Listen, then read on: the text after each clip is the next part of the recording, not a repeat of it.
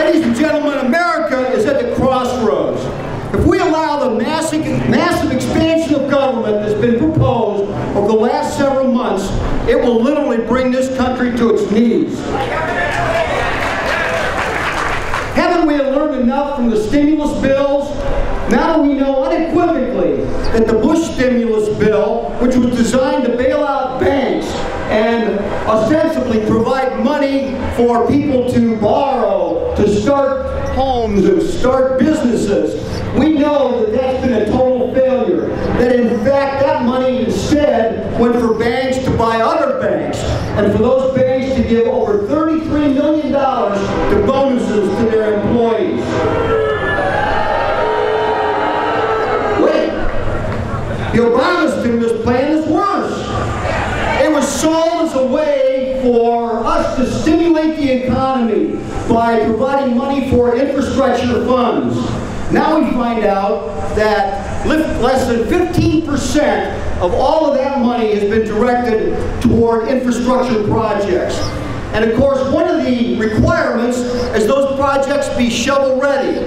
Well, by nature, if it's shovel-ready, that means it was already in city and state budgets to be done.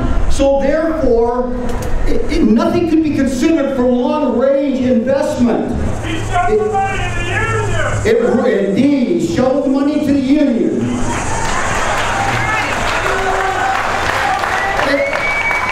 It literally ruled out the ability to build transit systems, power generating facilities, and upgrade water systems. Most of the projects that came about were short-term road repaving. When President Roosevelt was in office, he built dams. When President Eisenhower was in office, he built the interstate highway system. Under Barack Obama, we're filling potholes.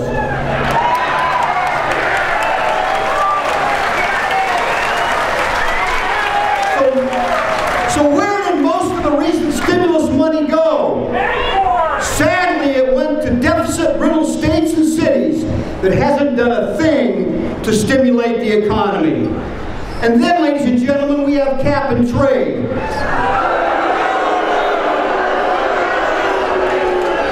that bill passes, ladies and gentlemen, it'll be the largest tax increase in American history. At a time when families and small businesses are struggling, cap and trade will waste taxes on every American that drives a car, flips on a light switch, or buys products manufactured in the United States. Cap and trade should be renamed the China-India Stimulus Bill.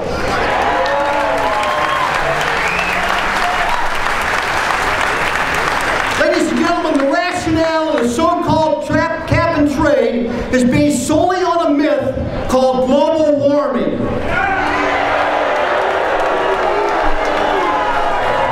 Cap and trade is sold to be the solution to a problem that does not exist.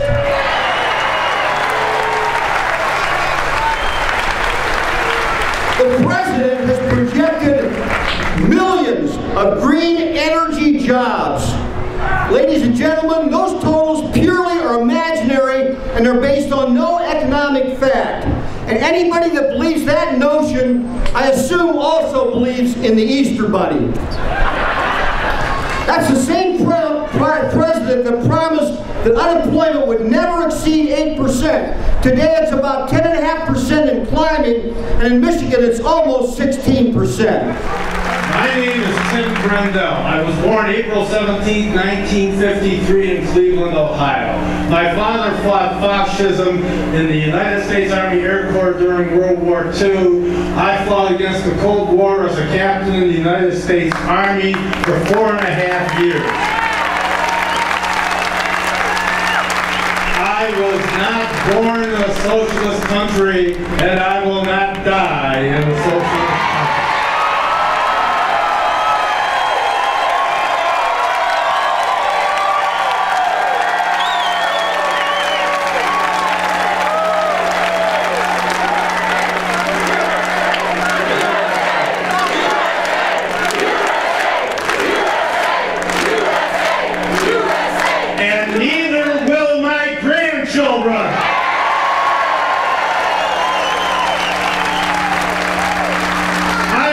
outraged when I hear the media say that it is un-American to express one's views about government, and that it's un-American to protest against the government taking over our health care.